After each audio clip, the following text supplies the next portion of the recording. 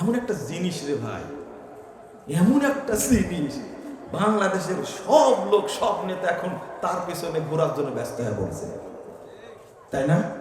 জিনিস একখান বেটা, আপনি তার বিরুদ্ধে বলবেন কি করে? আপনাকে চা পানের দাওয়াত দিয়েছে, আপনাকে ডেকেছে, কি বলবেন আপনি তার জন্য? কি পরামর্শ আছে দেন আমাকে। কথা বাহিরে বলবেন কেন? আমাকেই বলেন। খালি বলে দেখেন ইউনুসকে নামাবো, আপনি চুলও থাকবে না, কাপড়ও থাকবে না। বাংলাদেশের বর্তমান প্রেক্ষাপট, উনি রাজনীতি দল করে আসছেন, কে বসাইছেন? এটা ইসলামী দলের লোকেরাও বুঝে না। এটা নাসিফ আর নাহিদ, আসিফ আর নাহিদ নাকি, হ্যাঁ তাই না? দুইজন উপদেষ্টা না কি? ওরা কি রাজনীতি দল করেছে? আসিফ মাহমুদ ভুঁইয়া, তাই না? বড় নাম ওটা, নাহিদ ছোট নাম, কিন্তু রাজনীতি দল করে আসছে। কেন উপদেষ্টা বানাইছে? কে বানাইছে? আপনি? কে বানাইছে? ওই যে, এই বিশ্বাসটাও আপনাদের মধ্যে নাই। সারা দেশের মানুষ তাদের ডাকে সামিল হলো কেন? আপনি পারলেন না কেন? নিশ্চুপ সবাই মেনে নিল, আল্লাহ পরিবেশ তৈরি করলেন। ছাত্র ভাইদেরকে বলবো আল্লাহ শুকরিয়া তোমরা আদায় করো। তবে ভালো ছেলেগুলো ভালো, আলহামদুলিল্লাহ, মনে করি আলো ভালো করবেন তারা। এক হাসনাত ঘুরে নিয়ে বেড়াচ্ছে, জান দেখে ভারত কাঁপছে হাসনাতের ভয়ে। চিনেন না আব্দুল্লাহ হাসনাতকে? সার্জিস কি জানতো তারা? আল্লাহ দাঁড় করা দিয়েছে। দাঁড় করা দেন কে? আল্লাহ দাঁড় করা দেন। এই বিশ্বাসটা অন্তত করেন। তা তো করবেন না। এত বছর যত আন্দোলন করছে বিএনপি, সারা দেশের মানুষ সাড়া দেয়নি, দিয়েছে। জামাত ইসলাম আন্দোলন করে সাড়া দেয়নি, কিন্তু ছাত্র ডাকে ছাত্র জনতা সামিল হয়ে গেছে। মাস্টার মাইন্ড ছিলেন তারেক রহমান, এটাও ঠিক। কিন্তু আপনি ভেবে দেখেন, চিন্তা করে দেখেন, ঐক্য যখন হয়েছে তখনই সফল হয়েছে, তাই না? যদি আহলে হাদিসগণ শুধু ঐক্যবদ্ধ থাকেন, বাংলাদেশের কারো সাহস নেই তাদের নাম নিয়ে গালিগালাজ করা। পারবে? কখনোই পারবে না ইনশাআল্লাহ। আপনি পারেন না কেন নেতৃত্ব দিতে? কেন পারেন না? কত রকমের দল। আজকে যদি ঘোষণা করা হয় সোহরাওয়ার্দী উদ্যানে আগামী অমুক তারিখে আহলে হাদিসদের সমাবেশ আছে, বর্তমান তত্ত্বাবধায়ক সরকারের কাছে আমরা 5 দফা দাবি উল্লেখ করব, আপনারা সেখানে অংশগ্রহণ করবেন। 4 কোটি আহলে হাদিস না, মাত্র 4 কোটির মধ্যে 5 লাখ মানুষ হাজির হন। ডক্টর ইউনূস 14 বার সালাম করবে আপনাকে। কি ভুল বললাম আমি? শুধু ডক্টর ইউনূস না,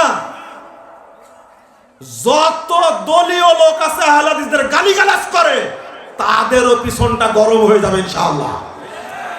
আপনি বুঝলেন না কেন? কিন্তু আহ্বান করলেই, আমাকে দাওয়াত দিতে আসলে আমি বলবো ওখানকার সভাপতি কি হবে, প্রধান অতিথি কি হবে, প্রধান বক্তা কি হবে, কোন ব্যানারে হবে, আয়োজক কি হবে। দেখেন ইবলিস, কতটা ইবলিস আমার মধ্যে আছে, আপনি চিন্তা করতে পারছেন? আগুন ধরেছে, আগুন নিভাতে হবে। ও এখন হিসাব করছে যে ফতুয়া পরে না পাঞ্জাবি পরে, হিসাব করছে, চিন্তা করছে। ভাবতে পারছেন এটা? সি সি সি সি, নাউজুবিল্লাহ, আস্তাগফিরুল্লাহ। আগের আলেমদের কথা চিন্তা ভাবনা করেন, একটু একটু ভাবেন আগের আলেমদের কথা। আল্লামা আব্দুল্লাহ ইবনে ফজল রাহিমাহুল্লাহ সারা বাংলাদেশে বক্তব্য দিয়েছে। আল্লামা আবু তাহের বর্ধমানী, আল্লামা আব্দুর রব সালাফি, আল্লামা হাবিবুল্লাহ খান রহমানী, আল্লামা আপনার আহমদুল্লাহ নাসিরাবাদী, আহমদুল্লাহ রহমানী, কত বড় বড় আলেম চলে গেছেন। আল্লামা আব্দুল সত্তার 30 আলী, তারা বক্তব্য দিয়েছেন। কোনদিন পোস্টার দেখেননি, কার আগে নাম কার পরে নাম, কাকে আগে দেওয়া হবে কাকে পরে দেওয়া হবে। হায় হায় হায়, এখন আমরা হয়েছি এতই পদলোভী, আমরা এতই যে সম্মানের লোভী হয়েছি। আমরা মান সম্মান এত পেতে চাই, জোর করে পেতে চাই, আশ্রয় করি সম্মানের জন্য। একজন বলছে কার নাম আগে থাকবে, বক্তব্যের তালিকার উপরে নাম হবে সম্মানিত উলামায়ে কেরাম, আলোচক বৃন্দ। তো প্রশ্ন করছেন শুরুতে কার নাম থাকবে? আমি বললাম আপনি আসবেন, আপনার নামটা বিসমিল্লাহর উপরে থাকবে। আমি কি ভুল বলেছি? আমি কি ভুল বলেছি? এই প্রশ্ন করলেন কেন আপনি?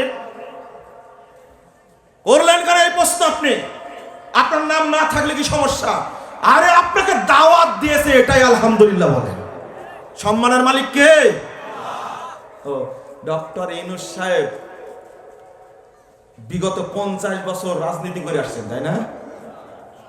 কি বানাইছেন? এমন একটা জিনিস রে ভাই, এমন একটা জিনিস, বাংলাদেশের সব লোক সব নেতা এখন তার পিছনে ঘোরার জন্য ব্যস্ত হয়ে পড়ছে, তাই না? জিনিস একখান বেটা, আপনি তার বিরুদ্ধে বলবেন কি করে? আপনাকে তো চা পানের দাওয়াত দিয়েছে, আপনাকে ডেকেছে, কি বলবেন আপনি তার জন্য? কি পরামর্শ আছে দেন আমাকে। কথা বাহিরে বলবেন কেন? আমাকেই বলেন। খালি বলে দেখেন ইউনূসকে নামাবো, আপনি চুলও থাকবে না, কাপড়ও থাকবে না। বাংলাদেশের বর্তমান প্রেক্ষাপট, উনি রাজনীতি দল করে আসছেন, কে বসাইছেন? এটা ইসলামী দলের লোকেরাও বুঝে না। এটা নাসিফ আর নাহিদ, আসিফ আর নাহিদ নাকি, হ্যাঁ তাই না? দুইজন উপদেষ্টা না? কি ওরা কি রাজনীতির দল করেছে? আসিফ মাহমুদ ভুঁইয়া, তাই না? বড় নাম ওটা, নাহিদ ছোট নাম, কিন্তু রাজনীতি দল করে আসছে। কেন উপদেষ্টা বানাইছে? কে বানাইছে? আপনি? কে বানাইছে? ওই যে এই বিশ্বাসটাও আপনাদের মধ্যে নাই।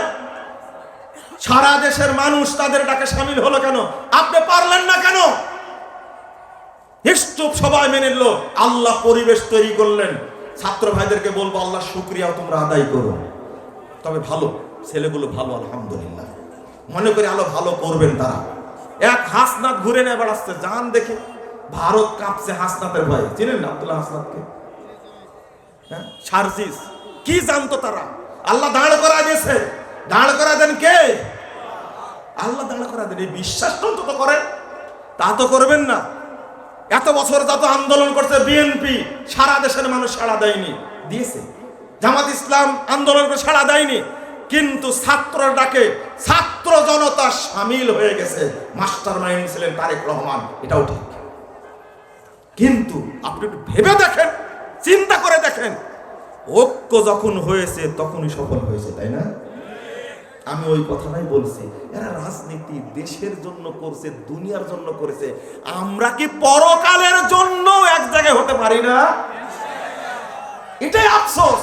আল্লাহ তুমি করে দাও, তুমি সর্বশক্তিমান। ইন্নাকা আলা কুল্লি শাইইন কাদির। আমি দেখতে চাই, আমরা আল্লাহ তোমার কাছে দেখতে চাই যে আহলে হাদিসগণ এক মঞ্চে বসেছে, তাদের ভুলগুলো সেরে তারা বসেছে এক মঞ্চে। আল্লাহ তুমি করে দাও, আমিন। খুব কষ্ট হয়।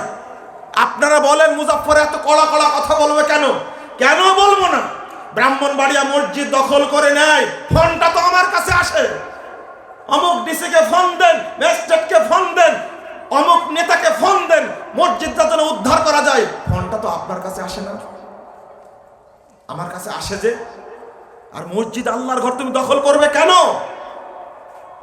আমরা কেন বলতে পারি না? আর আহলে হাদিস ভাই, আপনার রক্ত আহলে হাদিস, আপনার দাদা আহলে হাদিস, আপনার বাপ আহলে হাদিস, আহলে হাদিস সম্মানে আপনি অতিথি থাকেন। আমি আপনাকে চিনি। সারা দেশে, সারা বাংলাদেশে বড় বড় প্রশাসনে ডিসি আছে, এসপি আসে, নেতা আছে, সচিব পর্যায়ে বড় বড় লোক বসে আছে। মসজিদ দখল করেন, আপনি বসে কলা খান, আপনি বসে আঙ্গুল চুষেন। আপনি কি সারা আহলে হাদিস একটা ফোন দিতে পারেন না?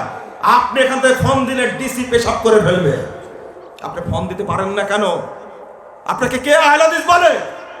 আপনি হলেন আহলে খবিস। দুর্দিনে এগিয়ে আসেন না কেন? আপনার মসজিদ জরুরি না, আপনার চাকরি জরুরি। চাকরি চলে গেলে ঈমান যাবে না, কিন্তু মসজিদ হেফাজত করতে না আসলে আপনার ঈমান থাকবে না, আপনি কাফের হয়ে যাবেন। এটা আপনি বুঝেন না? কিসের আপনার পথ? আহলে হাদিস আলেমদের দুয়ায় আপনি সচিব হয়েছেন, আহলে হাদিস আলেমদের দুয়ায় আপনি বড় জজ হয়েছেন, আহলে হাদিস আলেমদের দুয়ায় আপনি ম্যাজিস্ট্রেট হয়েছেন, ডিস্ট্রিক্ট জজ হয়েছেন। আপনি, আপনার বাপ বলেছে আমার ছেলেটা পড়াশোনা করে দোয়া করেন, আলেমরা দোয়া করেছে, আপনি দোয়া ভুলে গেছেন।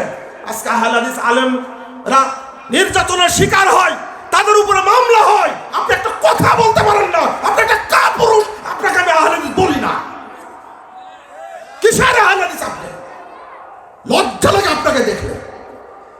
আপনি যেখানে আছেন সেখান থেকে কথা বলেন। আরে বেদাতীদেরকে দেখে শিখতে পারেন। কাদিয়ানীরা বসে আছে বাংলাদেশের রন্ধে রন্ধে বসে আছে, ওদেরকে কিছু করতে যান, সচিবালয় গোড়ায় দিবে, সংসদ দেখাই দিবে। আপনি পারেন না কেন? কিছু কিছু লোক আছেন, তাদের কৃতজ্ঞতা প্রকাশ করি, আলহামদুলিল্লাহ।